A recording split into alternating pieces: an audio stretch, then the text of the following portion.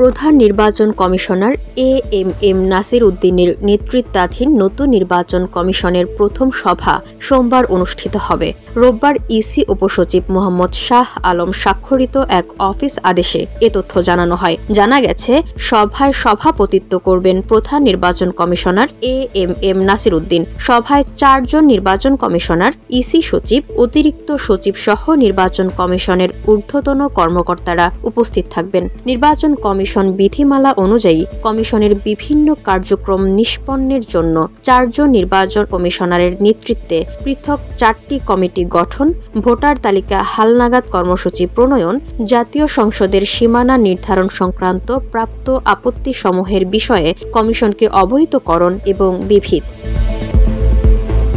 VOD Bangla news desk.